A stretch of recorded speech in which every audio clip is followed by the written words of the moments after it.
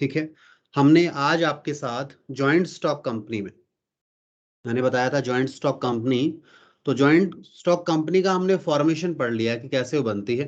ठीक है, तो वो हो गया अब हमारे पास जॉइंट स्टॉक कंपनी में स्टॉक कंपनी। मैंने ये बता दिया था आपको इसको जॉइंट स्टॉक क्यों बोला जाता है, क्योंकि इस पे जॉइंटली लोग मिलकर स्टॉक लेते हैं, यानी शेयर्स ऑनरशिप होती है, इसलिए जॉइंट स्टॉक कंपनी भी बोल देते हैं, या जनरली सिंपली इसे हम कंपनी बोलते हैं। तो कुछ इंपॉर्टेंट डॉक्यूमेंट्स हैं जो कंपनी की फॉर्मेशन में काम आते हैं, उनको हमने लिस्ट आउट किया था कि इस क्लास में, क्लास 11th में आपके साथ हम उनमें से कौन कौन से डॉक्यूमेंट को डिस्कस करने वाले हैं। One is memorandum of association, second is articles of association, and third is prospectus. ये वर्ड हमारे पास पीछे आए हैं, उसमें हमने कहा था कि इसे डिटेल में हम आपके साथ आगे पढ़ेंगे।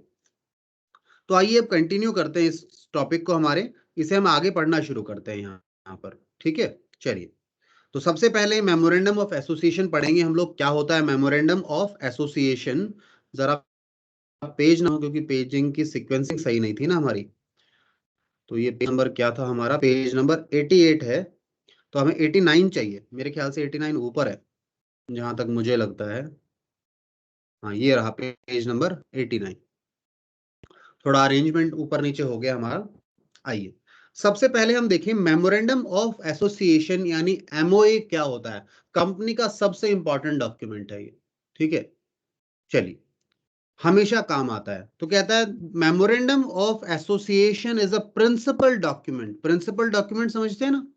Principal document of a company means main document.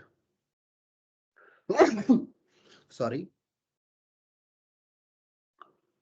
हाँ, मेन डॉक्यूमेंट है। एक मिनट, हाँ, मेन डॉक्यूमेंट कह सकते हैं इसको आप।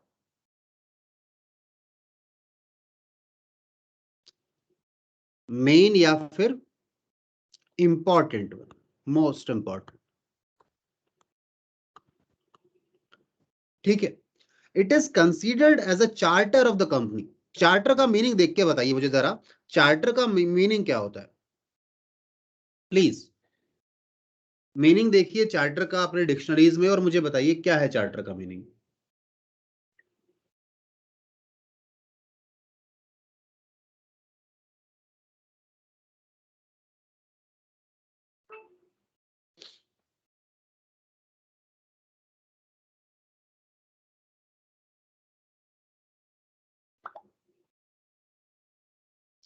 कोई बता रहा है मुझे?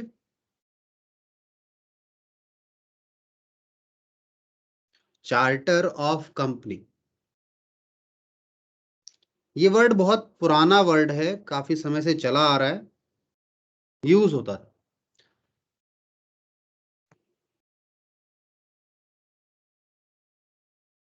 और मैं वेट कर रहा हूं आप लोगों के मीनिंग बताने का।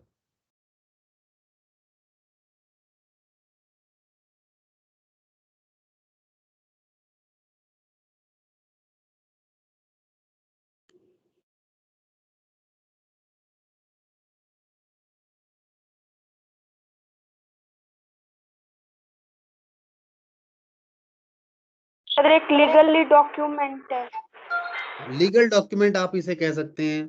ठीक है ना, मतलब ये एक, जिसे आप रिकॉग्निशन मिलता है बाय लॉ। ठीक है, यानी लॉ इसे रिकॉग्नाइज करता है, लीगल डॉक्यूमेंट माना जाता है।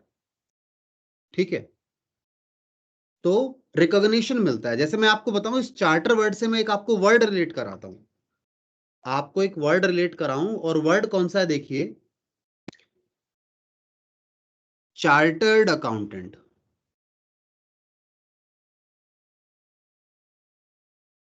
ये चार्टर जो है ना, ये यहां पर भी आ रहा है, ये जो शुरू के वर्ड है ये चार्टर है, चार्टर्ड अकाउंटेंट।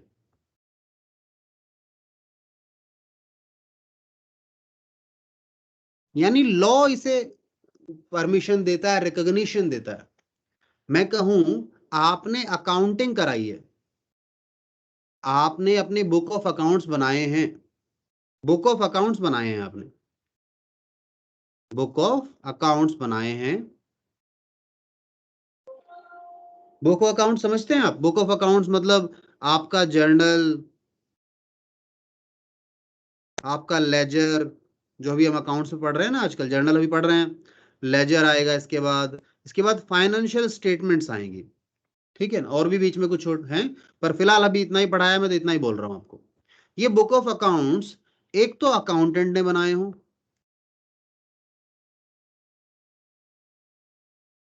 एक चार्टर्ड अकाउंटेंट ने बनाए हो। बताओ किसकी रिकॉग्निशन है, किसकी रिकॉग्निशन है? इसकी रिकॉग्निशन है। लॉ कहता है इसने बनाए हैं ना, तो ठीक है, तो हम इसे मानते हैं, इस पर रिलाय करते हैं, ठीक है।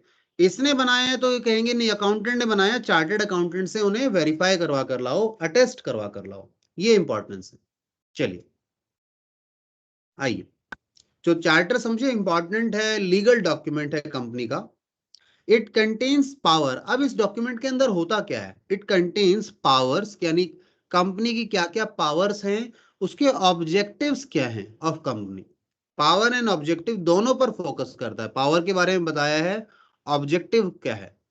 पावर एंड ऑब्जेक्टिव मतलब कंपनी क्या क्या कर सकती है काम, ये कहां लिखा है? उसके मेमोरेंडम में लिखा हुआ है, ठीक है।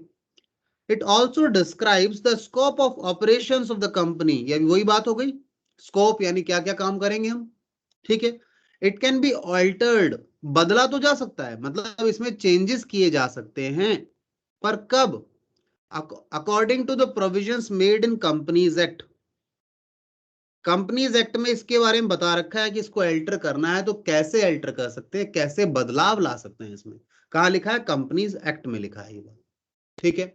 इंपॉर्टेंट डॉक्यूमेंट है, कंपनी के ऑब्जेक्टिव को बताता है, कंपनी की पावर्स बताता है, स्कोप बताता है, कंपनी क्या क्या काम कर सकती है, ठीक है ना। इसको बदलना आसान नहीं है, बदल सकते हैं, मतलब फॉर्मेलिटीज हैं, कुछ फॉर्मेलिटीज आपको करनी होंगी, क्योंकि बदलना मना तो नहीं किया जा सकता ना कि बदलेंगे नहीं। मानो कोई चेंजेस करने हैं आपने, इसमें पहले नहीं हुआ, इवन आपका कॉन्स्टिट्यूशन अमेंड हो सकता है, आपको पता है ना, कॉन्स्टिट्यूशन जो है हमारा संविधान, ये भी कुछ चीजों पे अमेंड हो सकता है। तो ये क्यों नहीं अमेंड हो सकता? ये भी अमेंड हो सकता है। अगर कुछ कमियां रह गई थी पीछे, कोई चीज ध्यान नहीं रही थी, अब हम उसको सुधारना चाहते हैं, उसमें इंप्रूवमेंट करना चाहते हैं, आगे बढ़ना चाहते हैं, तो बदलाव किए जा सकते हैं, ठीक है, बदल सकते हैं। नाउ डिटेल में नहीं जाएंगे, कैसे बदलेंगे वो सब आगे पढ़ेंगे आपके साथ कभी, अभी तो इतना ही है इसमें।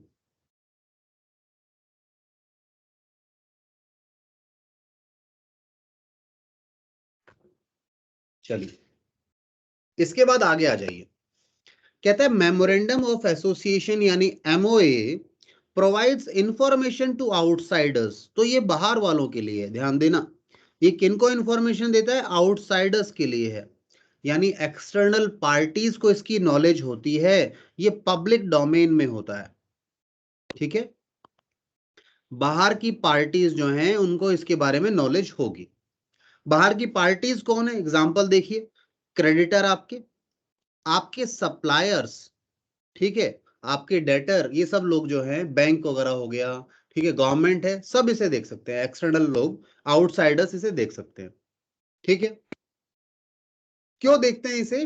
To know the limitations, company की क्या लिमिटेशंस है, यानी कंपनी का क्या स्कोप है, कंपनी किस किस डील चीज में डील कर सकती है। कंपनी आपको पता है आर्टिफिशियल पर्सन है, कंपनी तो आर्टिफिशियल पर्सन है, कंपनी जो है वो आर्टिफिशियल पर्सन है।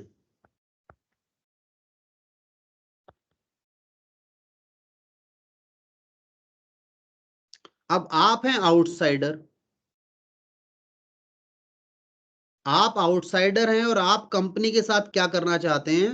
आप कंपनी के साथ डील करना चाहते हैं, कोई डील करना चाहते हैं, कोई एग्रीमेंट करना चाहते हैं,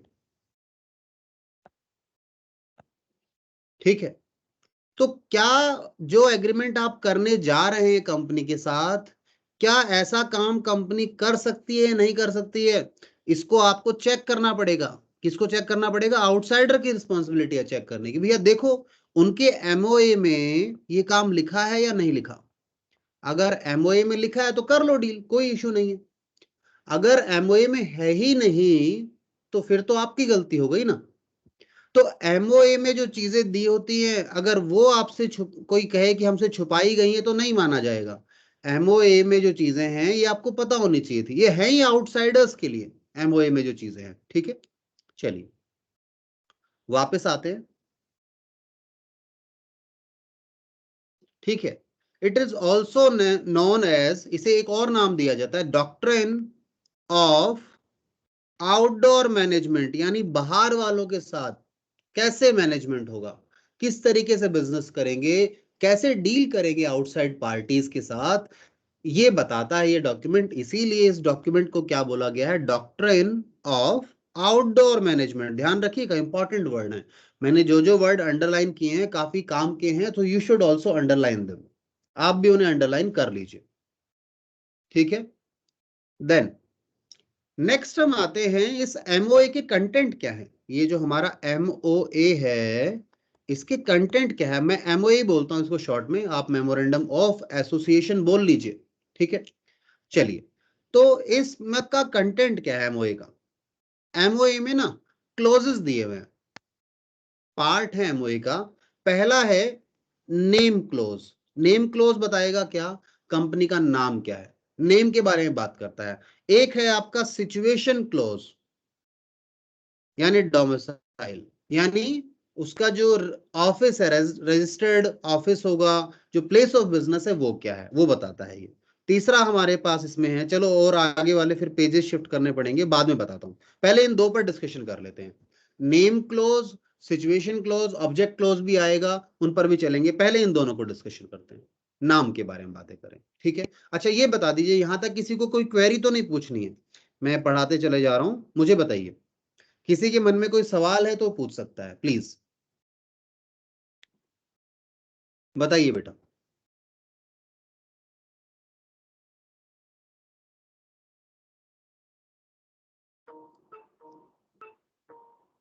सर पब्लिक डोमेन का मीनिंग क्या होता है? पब्लिक डोमेन मतलब मैं बताऊं बेटा, पब्लिक डोमेन का मतलब क्या होता है, सुनिए। देखिए जी, इधर आ जाइए, public domain,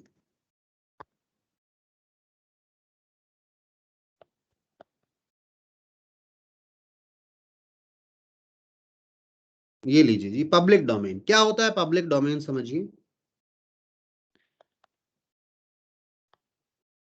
anything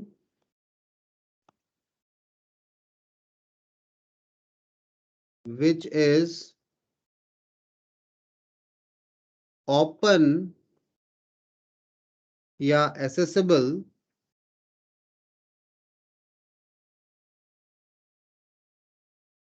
bye general public.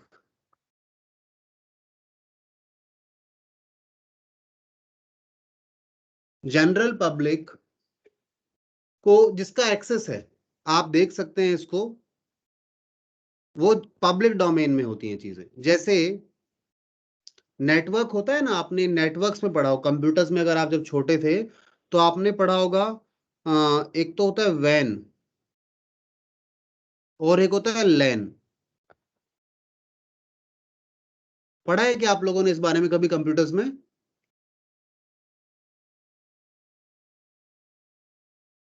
बताइए। पढ़ा है तो मैं इसका एग्जांपल लूं या अदरवाइज कुछ और लूं। पढ़ा है सर। पढ़ा है ना, ठीक है, सुनिए। तो वैन का एग्जांपल है आपका इंटरनेट, यानी अमेरिका, एक सिस्टम है अमेरिका में, वो इंडिया के सिस्टम पे इंफॉर्मेशन एक्सेस कर सकता है।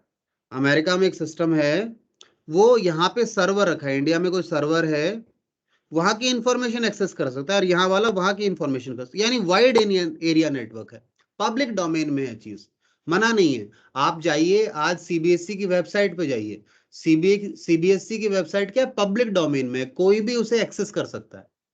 ठीक है, जो चाहे वहां से इंफॉर्मेशन देखनी है वो देख सकता है, पब्लिक डोमेन में आ गई बात।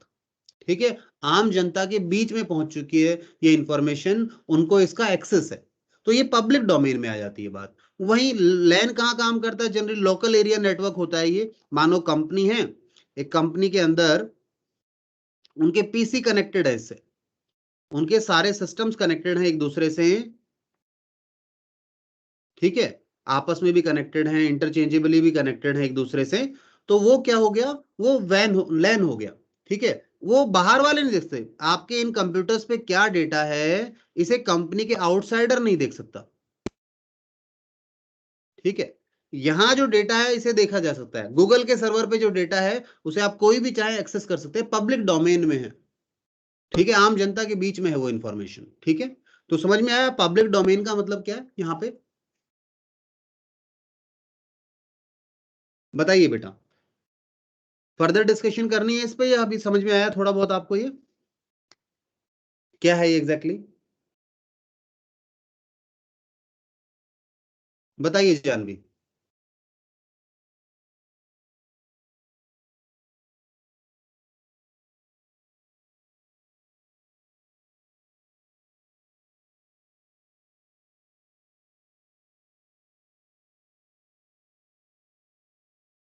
बताइए बेटा, बात समझ में आई क्या?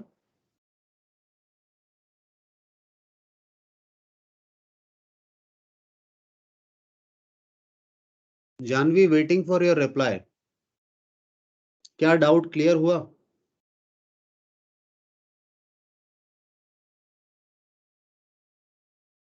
जैसे आप फेसबुक की बात कर सकते हैं, आपने फेसबुक पे कोई पोस्ट डाल दिया और उसे पब्लिक कर दिया, इसका भी एग्जांपल ले सकते हैं आप। ये एग्जांपल भी चलेगा क्योंकि बच्चे आजकल ये फेसबुक वगैरह ज्यादा चलाते हैं, तो ये एग्जांपल देखिए। फेसबुक पर आप जब कोई पोस्ट करते हैं तो उसमें ऑप्शन आता है, आप इस पोस्ट को अपने फ्रेंड्स तक रखना चाहते हैं, ठीक है, या फ्रेंड्स के फ्रेंड्स तक पहुंचाना चाहते हैं, वो देख सकते हैं, मतलब उसको कौन व्यू कर सकता है, इस पोस्ट को कौन व्यू कर सकता है, या फिर एनीवन, यानी पब्लिक। ठीक है ना, वही चीज है, ये पब्लिक डोमेन में आ गई। आपने कोई नॉर्मल पोस्ट डाल दिया, उसे कोई भी देख सकता है, तो पब्लिक डोमेन में आ गई। आपने कुछ रिस्ट्रिक्शंस लगा दी कि यही लोग दे सकते हैं, तो रिस्ट्रिक्शन है उस पर।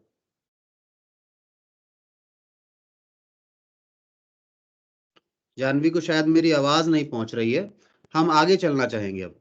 ठीक है, आई बिलीव ये बात क्लियर हो गई होगी उसको। नहीं हो गई होगी तो रिकॉर्डिंग है, दोबारा देख सकते हैं, अगर नेटवर्क इशू कोई आया हो ना तो दोबारा देख लेना है इसको। चलिए,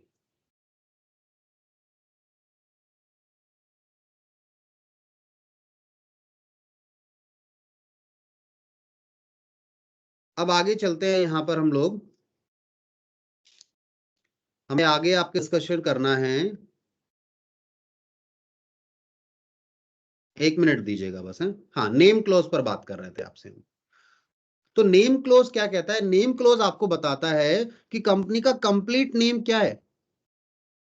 ठीक है, तो कंपनी को नेम जब रखा जाता है तो कंपनी कोई भी नाम रख सकती है, बस ये है कि अगर वो पब्लिक कंपनी है तो उसके वर्ड क्या लगेगा, in case of public company public limited लग, ठीक है, लिमिटेड वर्ड लगता है अगर वो पब्लिक कंपनी है तो। ठीक है, और अगर प्राइवेट कंपनी है, ठीक है, तो वर्ड क्या लगता है उसके आगे, प्राइवेट लिमिटेड लग जाता है, मतलब पीछे, सॉरी आगे कहा दिया मैंने, ठीक है, पीछे लगता है ये वर्ड उसके, एट द एंड, ये रहा ना, एट द एंड क्या लगेगा, पब्लिक कंपनी है तो केवल लिमिटेड, और प्राइवेट है तो प्राइवेट लिमिटेड लगेगा। नेम क्लोज में ये बात चेंज नहीं कर सकते आप। ठीक है, दूसरा, name should not be similar, जो नाम रख रहे हैं वो सिमिलर नहीं होना चाहिए, यानी आइडेंटिकल नहीं होना चाहिए किसी दूसरे से। ठीक है, इस बात का भी आपको ध्यान रखना है। ठीक है, then name should not contain word cooperative, इस तरह का नाम आप नहीं डालेंगे, पब्लिक कंपनी है, कोई कोऑपरेटिव नहीं है ये। ठीक है, तो ये बातें याद रखनी है जब आप नाम चूज करते हैं। इसके अलावा दूसरा, आप ऐसा कोई नाम नहीं रख सकता जो कन्वे करे या कोई कनेक्शन बताए, कोई लिंक बताए किसका, कंपनी का विद गवर्नमेंट, क्योंकि गवर्नमेंट का कोई इन्वॉल्वमेंट नहीं है। तो कोई आप ऐसा रख दे नाम जहां पे गवर्नमेंट नाम आ जाए, ठीक है, तो गवर्नमेंट वर्ड आप यूज नहीं करेंगे। ठीक है, जब या कोई ऐसा नाम यूज नहीं करेंगे, कोई ऐसा वर्ड यूज नहीं करेंगे जो आपका लिंक बताता हो, कि कनेक्ट करता हो या उससे सिमिलर हो, इस तरह कनेक्शन क्रिएट कर देता हो, ऐसा कोई वर्ड यूज नहीं करेंगे। तो ये रिस्ट्रिक्शन है जब आप नाम अपना रखेंगे, तो ये चीजें ध्यान रखनी है आपको। ठीक है, नेम क्लॉज में ये बातें, ये बातें नहीं होती कंपनी में, तो वहां तो नाम लिखा होता है, ठीक है ना, बट नेम रखते समय ये चीजें ध्यान रखनी है आपको। अगला आता है सिचुएशन या फिर डोमिसाइल यानी एड्रेस क्लोज जो कह सकते हैं आप, सिचुएशन क्लॉज कह लो, ठीक है ना, एड्रेस क्लॉज कह लो। सिचुएशन क्लॉज में क्या कहा गया है, सुनिए जी, this clause contains the name of state in which the registered office is situated. तो इस क्लोज में क्या दिया होता है, क्या कंटेन होता है, सॉरी, इसमें बताया गया होता है कि नेम क्या होगा, क्या नेम क्या है स्टेट का जहां पे कंपनी का रजिस्टर्ड ऑफिस है, ठीक है। It is necessary because a company gets registration from that state only. तो ये जरूरी क्यों होता है नेम ऑफ स्टेट बताना, क्योंकि रजिस्ट्रेशन फिर उसका उसी स्टेट से होता है, जिस स्टेट में ऑफिस है ना, रजिस्टर्ड ऑफिस है, वहीं उसका रजिस्ट्रेशन होता है, उसी रजिस्ट्रार यानी उसी आरओसी के पास आपको डॉक्यूमेंट भेजने होते हैं, ठीक है। Registered office is a place where all the important documents of company are kept. Registered office कौन सा प्लेस है, जहां पे कंपनी के सारे इंपॉर्टेंट डॉक्यूमेंट्स रखे जाते हैं, ठीक है। A company must have a registered office when it starts it's business. तो कंपनी का रजिस्टर्ड ऑफिस होना क्या कंपल्शन है, बिल्कुल मस्ट है, होना ही चाहिए, ठीक है, ठीक है। और with in 30 days of registration which ever is earlier, ठीक है। शुरू में नहीं था रजिस्ट्रेशन के लिए अप्लाई किया था तो कोई दिक्कत नहीं है, रजिस्ट्रेशन के 30 दिन के अंदर ऑफिस खोल लो, एक रजिस्टर्ड प्लेस बता दो कि यहां आपके सारे डॉक्यूमेंट्स हैं, कल को इंस्पेक्शन हो तो वहां जा सके, ठीक है। इसके बाद एल्ट्रेशन, ये जो आपका सिचुएशन क्लोज है इसमें एल्ट्रेशन की बात करें यानी बदलाव, क्या एड्रेस यानी जो सिचुएशन क्लोज है यानी registered office, registered place of business है, इसे बदला जा सकता है, क्योंकि जो आपने एक बार रख लिया क्या चेंज हो सकता है, बिल्कुल चेंज हो सकता है, ऐसा नहीं है, चेंज करने में मना नहीं है, बट चेंज का प्रोसीजर समझिए क्या है, देखिए। Situation close can be altered in the following veg, ये तरीके हैं अगर आप अपने एड्रेस क्लोज यानी सिचुएशन क्लोज को बदलना चाहते हैं। तो पहला, एक स्पेशल रेजोल्यूशन पास करना होगा। स्पेशल रेजोल्यूशन क्या होता है, ठीक है, मैं अभी बताता हूं। And by obtaining a sanction from the registrar, ROC से अप्रूवल भी लेना है, of both the states if the office is shifted from one to another, ठीक है। क्या कहता है ये, देखिए आपको क्या क्या चीजें बोली इसने, सुनिएगा मेरी बात, देखिए एक तो आपको क्या करना है, जब आप एड्रेस चेंज कर रहे हैं ना तो आपको एक पास करना है स्पेशल रेजोल्यूशन। क्या होता है स्पेशल रेजोल्यूशन, इस पर बात करेंगे, क्योंकि इन्होंने टेक्निकल वर्ड दे दिया, ठीक है। अब टेक्निकल वर्ड को बगैर पढ़ाए चलेंगे आगे तो फिर आप कहेंगे समझ नहीं आई बात। दूसरा, इन्होंने कहा कि आपको परमिशन लेनी पड़ेगी गवर्नमेंट से भी। गवर्नमेंट में कौन किससे परमिशन लेंगे, आरओसी से, ठीक है। अगर सेम स्टेट में है, सेम स्टेट में जा रहे हैं तो कंसर्न आरओसी से ले लो, एक आरओसी से ही लोगे। और डिफरेंट में जा रहे हो, डिफरेंट स्टेट में जा रहे हो तो ओल्ड आरओसी से भी लोगे, जो पिछली स्टेट का आरओसी था, रजिस्ट्रार था, उससे भी, और न्यू आरओसी से भी परमिशन लोगे, दोनों से। इसको भी बताओगे और इसको भी पूछोगे भाई हम यहां शिफ्ट करना चाह रहे हैं, आपको कोई आपत्ति तो नहीं है, तो पुराना ओके दे देगा, नया ओके दे देगा, बात खत्म। एक और, एंड परमिशन लेनी और स्पेशल रेजोल्यूशन पास होना है। स्पेशल रेजोल्यूशन यानी मेंबर्स यानी शेयर होल्डर, मेंबर यानी शेयर होल्डर्स वोट करेंगे इस पर। और अगर आपके पास मेजोरिटी आती है, 2/3 मेजोरिटी आती है, 2/3 मेजोरिटी आती है वोटिंग में, तो आप क्या कर सकते हैं, आप कर सकते हैं, ये स्पेशल रेजोल्यूशन का मतलब ये है 2/3 मेजोरिटी से अप्रूवल होना पड़ेगा।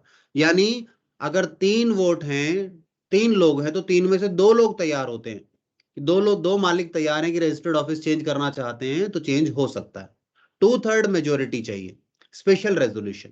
बाकी डिटेल इसके ऊपर बहुत कुछ है, कंपनीज एक्ट है पूरा का पूरा, बाद में पढ़ेंगे जब आप प्रोफेशनल कोर्सेज में जाएंगे। तो अभी ज्यादा डिस्कशन नहीं करूंगा, ज्यादा परेशान नहीं करूंगा आपको मैं, ठीक है। आइए वापस आ जाइए,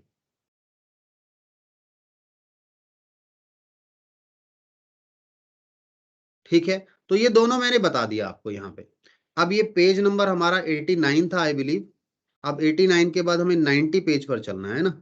आइए पेज नंबर 90 देखें कहाँ है। सर हाँ बेटा बताइए। जैसे कोई कंपनीज है जिसमें 50% गवर्नमेंट है और 50% प्राइवेट है, तो उसमें फिर नाम कैसे रखेंगे? नाम मतलब गवर्नमेंट नहीं रखा जाएगा नाम। आप गवर्नमेंट कंपनी कोई भी देख लो, कोई भी ऐसी कंपनी देख लो, उसमें ये नाम नहीं रखा जाता government of India, government of Rajasthan, government of India, ऐसा नाम नहीं रखा जाता। आप देख लो ना नाम। मैं बताऊं, जैसे आपको कोई बताओ आप गवर्नमेंट कंपनी। रिलायंस। रिलायंस तो गवर्नमेंट कंपनी नहीं है, पहली बात। रिलायंस तो सर उसमें पब्लिक कंपनी,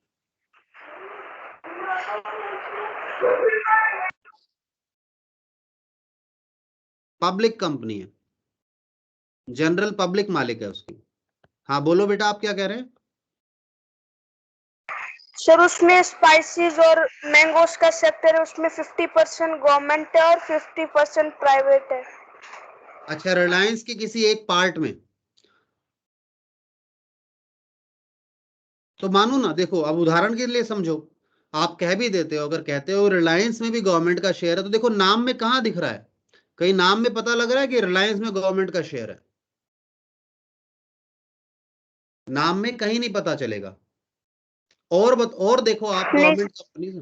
हाँ बोलो। सर, मैं ऐसे कह रही हूँ कि अगर 50% गवर्नमेंट और 50% प्राइवेट का है तो नाम कैसे लिख करेंगे डिसाइड? डिसाइड, नाम प्रमोटर डिसाइड करेंगे। नाम प्रमोटर का याद है, जब इनकॉर्पोरेशन में देखो तो नाम वगैरह सब तय करना किसका काम था? प्रमोटर का। मैं आपको और बताता हूं कंपनियां, कुछ और कंपनियां भी हैं आपके पास। जैसे इसको तो छोड़ो, रिलायंस में तो बच्चों को क्लियर नहीं होगा। BHEL, Bharat heavy electronics limited, government company है, ठीक है। इसके अलावा है ONGC। ONGC जो है कॉरपोरेशन है, सॉरी सॉरी, ये मैंने, ये कंपनी थी, ये कंपनी है, ये कॉरपोरेशन है। कंपनी और कॉरपोरेशन क्या होता है अभी हम अगले चैप्टर में करेंगे आपके साथ, इसे छोड़ दो। इसे देखो, भारत हैवी इलेक्ट्रॉनिक्स लिमिटेड देख लो। इसके अलावा आप देख सकते हो steel authority of India limited, steel authority of India limited. देखो ये गवर्नमेंट की बनाई हुई कंपनी है। ये ये दिखेंगी आपको साफ साफ। जो आपकी कंपनी थी ना, पब्लिक कंपनी, पब्लिक कंपनी या प्राइवेट कंपनी नहीं रख सकती ऐसा नाम। इनके नाम में देखो, स्टील अथॉरिटी ऑफ इंडिया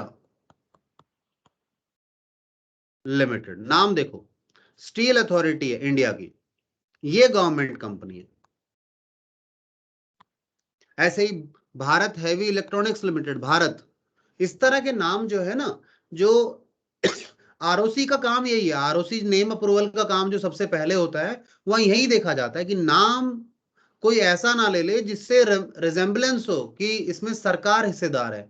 क्योंकि मानो सरकार किसी ऐसा नाम मिल गया आपको, तो कल को जब आप शेयर इशू करने जाओगे, लोगों के दिमाग में क्या होगा, ये तो गवर्नमेंट की कंपनी है, सरकार चला रही है, तो लोग विश्वास करके उसमें पैसा लगा देंगे। कल को डूब गया तो लोग कहेंगे सरकार पैसा खा गई। तो ऐसा नाम रिजेम्बलेंस नहीं करवाने देते बाकी लोगों को वो। आपका डाउट क्या था वो अब बताओ मुझे, मैं आपका डाउट शायद समझ नहीं पाया अच्छे से।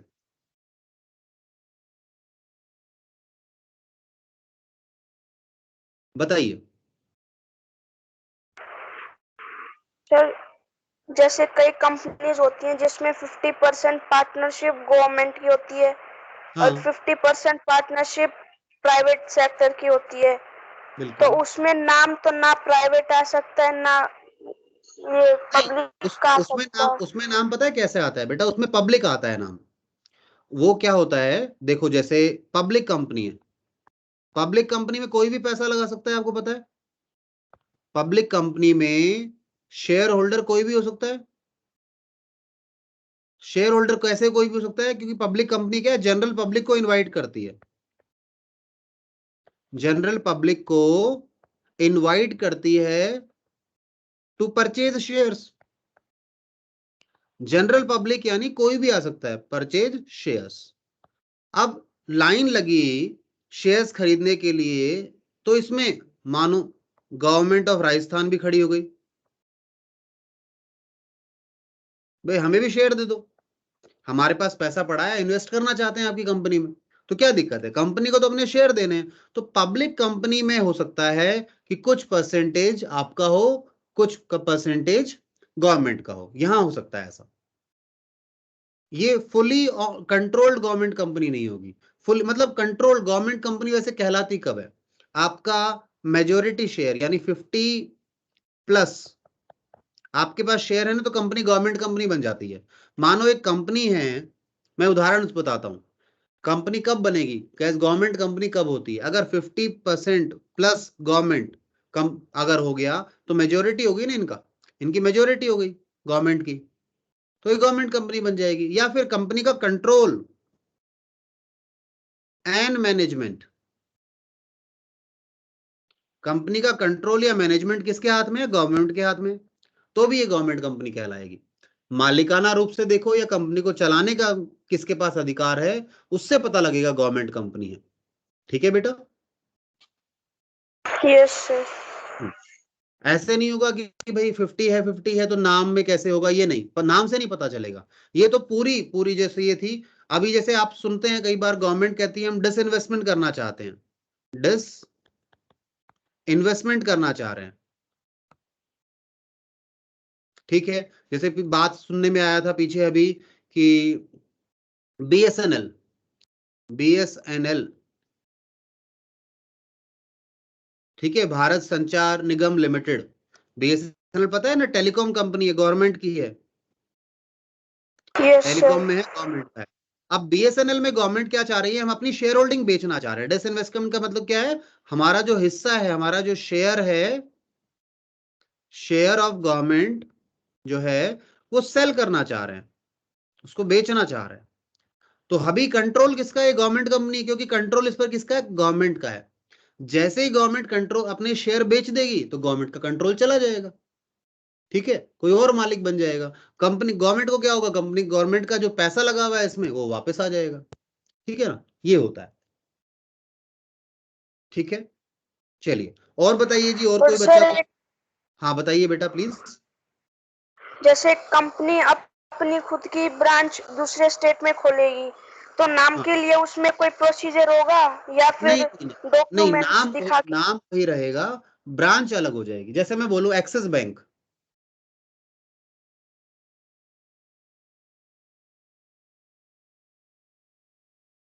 एक्सिस बैंक का नाम सुनो आप, मतलब बैंक का नाम ले लो किसी का भी, एक्सिस बैंक हो गया और भी कोई बैंक, एक्सिस बैंक की ऑल ओवर इंडिया ब्रांचेस हैं, ठीक है, ऑल ओवर इंडिया ब्रांचेस हैं, इंडिया ब्रांचेस हैं इनकी। तो ये कैसे रखते हैं, एक्सिस बैंक, बस साथ में ब्रांच का नाम लिख देते हैं यहाँ पे, नीमराना ब्रांच है, कंपनी के नाम में कोई चेंज नहीं होता, ठीक है। ऐसे ही रिलायंस, मानो रिलायंस, या आजकल जियो का चल रहा है, जियो कंपनी जो है वो रिलायंस कंपनी अपने जियो के ऑफिसेस खोलती है, तो जियो का ऑफिस मानो बहरोड में खुल गया एक, ठीक है, जियो का ऑफिस जयपुर में है। तो ये इनकी इंटरनल ब्रांचेस हैं, ये क्या है, इंटरनल ब्रांचेस हैं।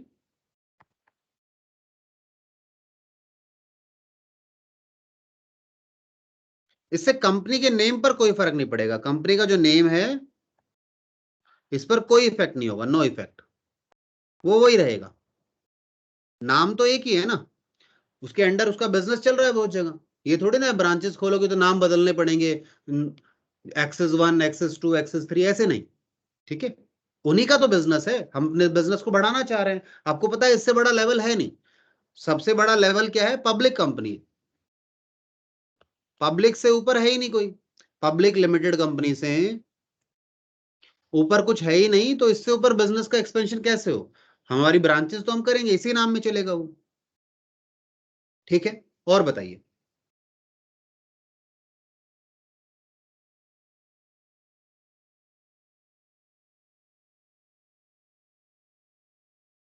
क्या क्लियर है बात? Yes sir.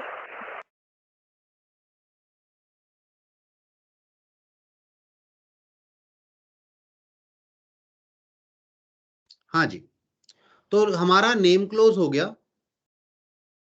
अच्छा, एक चीज और बोला है इन्होंने, कहता है जैसे मैंने अभी आपको स्पेशल रेजोल्यूशन बताया था, और कहता है अगर ऑर्डिनरी रेजोल्यूशन से भी हो सकता है, अगर ऑफिस ना शिफ्ट कर रहे हैं one locality to another within the same town, एक शहर में आप जगह से दूसरी अगली गली में ले गए अपने ऑफिस को, तो वहां तो बस एक ऑर्डिनरी रेजोल्यूशन पास कर लो और आपका काम हो जाएगा, आप अपना ऑफिस चेंज कर सकते हैं। अब आते हैं अगले क्लोज पे, ऑब्जेक्ट क्लोज, यानी आपके ऑब्जेक्टिव क्या क्या है, आप क्या क्या काम करेंगे, इस पर बात करते हैं। ठीक है, ऑब्जेक्ट क्लोज में रखा इन्होंने इसको, कहता है it is most important close, ये भी इंपॉर्टेंट क्लोज है हमारे लिए क्योंकि ऑब्जेक्ट बताएगा ये। It contains main object, company का ऑब्जेक्ट क्या है वो बताता है, and other secondary objects as well, main object primary object भी बताएगा और सेकेंडरी ऑब्जेक्टिव्स क्या है ये भी बताएगा। ठीक है, कहीं ये ऑब्जेक्ट डिफाइन कर देता है कंपनी का स्कोप क्या है, कंपनी क्या क्या काम कर सकती है और कंपनी क्या क्या काम नहीं कर सकती है। जो स्कोप में, जो ऑब्जेक्टिव में है प्राइमरी या सेकेंडरी में, वो काम कर सकती है, और जो ऑब्जेक्टिव में नहीं है वो काम नहीं कर पाएगी, तो यही बताता है। तो ये क्लोज क्या डिफाइन करता है, ये बताता है आपका स्कोप क्या है और कंपनी की लिमिटेशंस क्या है। ठीक है, तो जब आप ऑब्जेक्ट क्लोज बनाते हैं, यानी आप अपने ऑब्जेक्ट्स डिसाइड करते हैं, तो आपको कुछ बातों का याद ध्यान रखना होता है। क्या क्या? जैसे ऑब्जेक्टिव जो भी हो आपका लीगल होना चाहिए, ये नहीं होना चाहिए हम लोगों से हफ्ता वसूली करेंगे, हम लोगों का मर्डर करने के लिए सुपारी लेंगे, ऐसे ऑब्जेक्ट नहीं हो सकते। इस तरीके के काम के लिए, कोई और इलीगल एक्टिविटी के लिए हम कंपनी बना रहे हैं, तो ऐसे के लिए कंपनी नहीं बन सकती। कंपनी के लिए क्या होना जरूरी है, आपका ऑब्जेक्टिव लीगल होना चाहिए, यानी lawful in the eyes of law, correct in the eyes of law. Legal का मतलब क्या हो गया यहाँ पे, correct in eyes of law.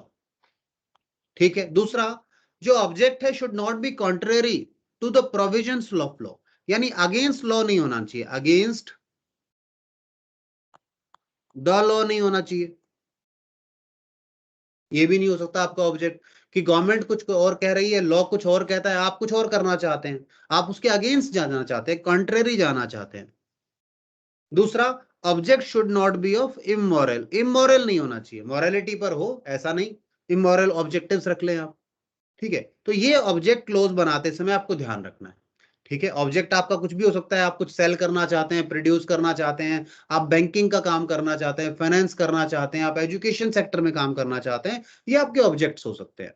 ठीक है, अब इसको ऑब्जेक्ट को चेंज करना, चेंज तो इसको भी कर सकते हैं, ऑब्जेक्ट भी चेंज हो सकता है, पर ऑब्जेक्ट चेंज करने के लिए क्या होगा, special resolution and permission of CLB, company law board की परमिशन लेनी होगी।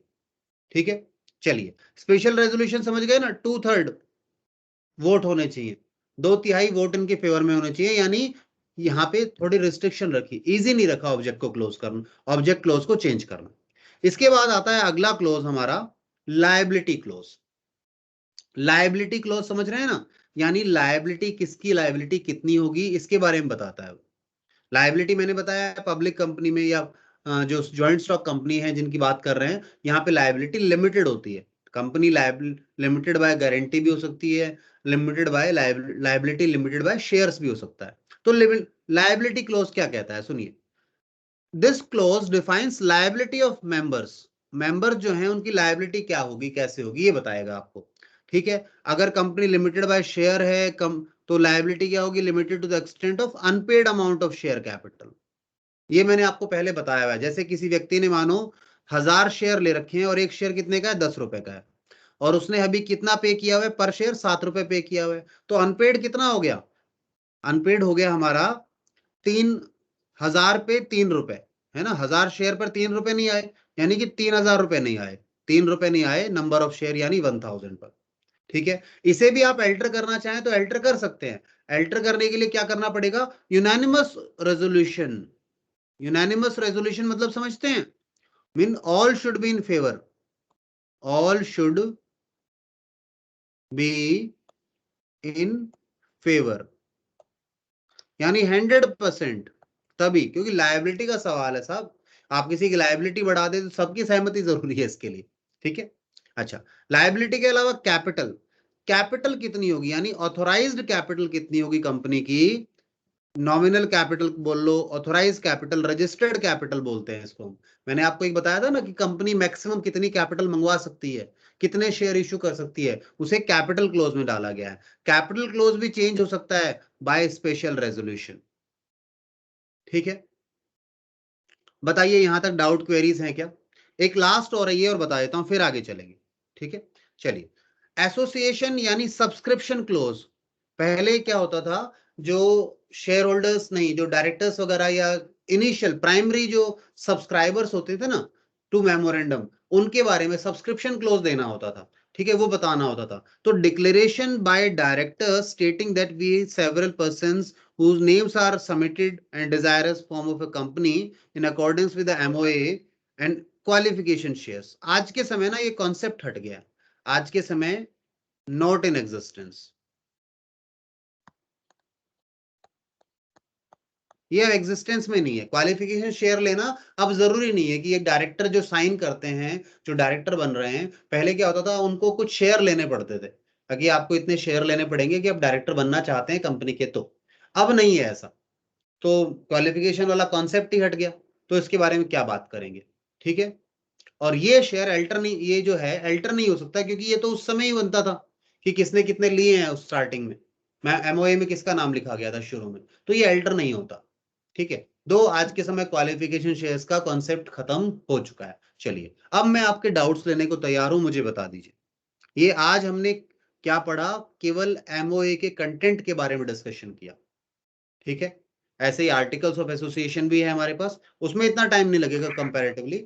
बताइए यहां तक मुझे बताइए आप।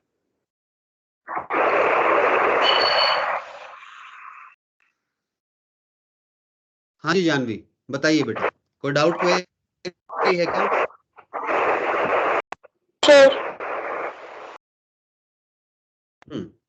ठीक है, तो एक काम करते हैं अभी हम लोग,